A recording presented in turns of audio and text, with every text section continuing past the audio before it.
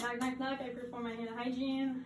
Hi, Mr. One. I'm a student nurse from Harper. I'm Emily. I'm here to do an assessment of your skin, hair, and nails. How are you today? I'm doing good. All right. So first, I'm going to ask you a couple questions. Do you have any family history of skin cancer? Nope. Okay. And do you like to go outside a lot? Yep. Okay. So when you go outside in the sun, do you use sunscreen? Every now and then, yeah. All right. Well, you should use it more because you don't want to get any skin cancer. UV is a big cause of that. Okay. Okay. Sure.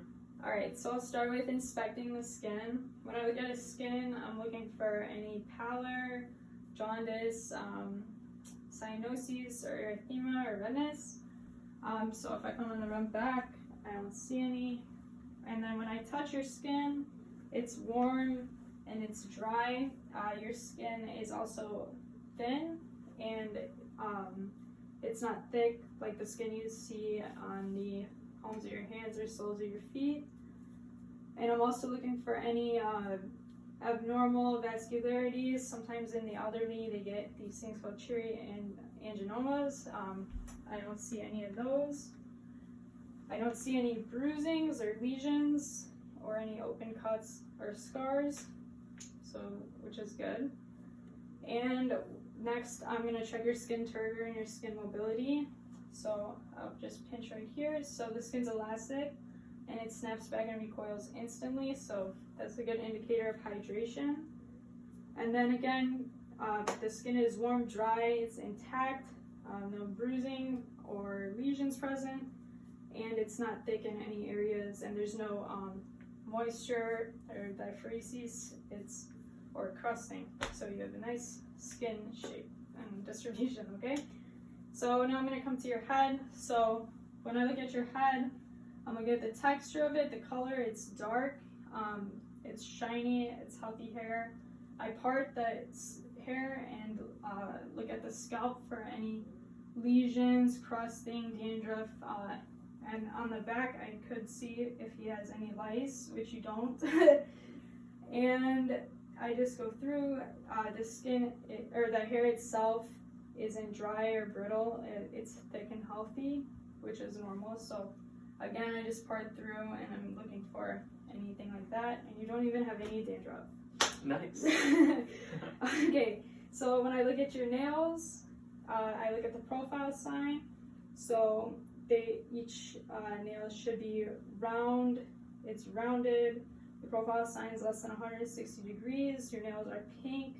I check the cap refill on each finger and it's less than 2 seconds, less than 2 seconds, and less than 2 seconds. And here, less than 2 seconds, less than 2 seconds. So it's a quick cap refill. And when I press down on your nails, they don't have a spongy feeling, they're firm. And so yeah, so now I'll come down to your feet. If you could just turn maybe this way.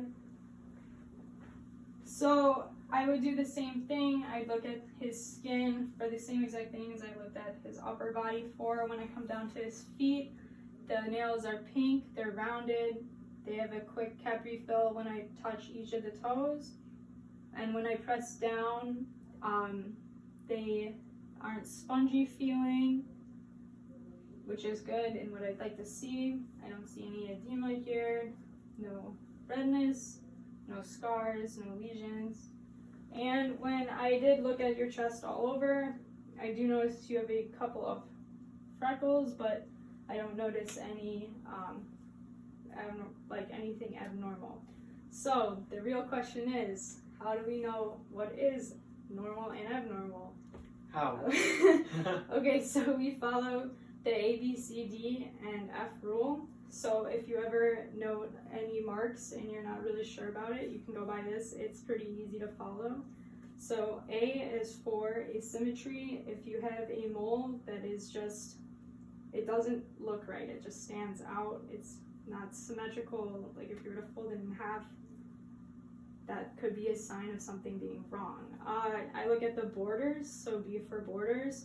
Like if you can see your freckle here, it's round and just a perfect circle. If the borders were irregular, like a squiggly outline, that could be a sign something is wrong. And then I look at C, the color. something very, very dark that stands out.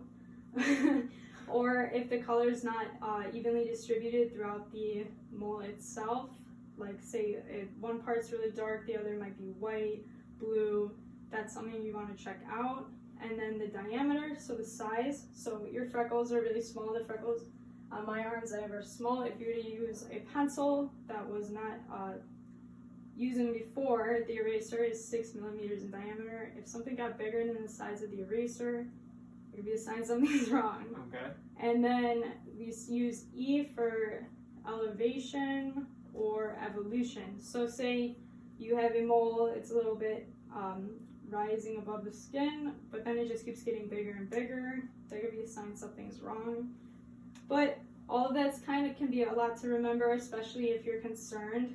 So we use F for funny looking. So if something just looks funny looking and not right, you should see it and get it checked out. Okay, so do you remember what the A, B, C, D, and F stand for? Yep. All right, what do they stand for? A is for asymmetrical. Yep. All right. B is for border, so a regular border. C is for color. Mm-hmm. We have weird coloration. D is for diameter. Mm-hmm. We said a pencil eraser. Mm-hmm. E is for elevation, so if it goes and raises up above my skin, or evolves, becomes bigger or weird. Mm-hmm. But all that was really hard to remember, so I'm just gonna use F. If it looks funny, I'll talk to someone. All right, sounds good. And for the sake of filming, of course, I would have had a close-up of the head. I would have had him turn his back to the camera, but I do not have a tripod, so but there's no abnormalities. And all right, so I'm going to perform my hand hygiene and leave. Thank you. You're welcome. Thank you.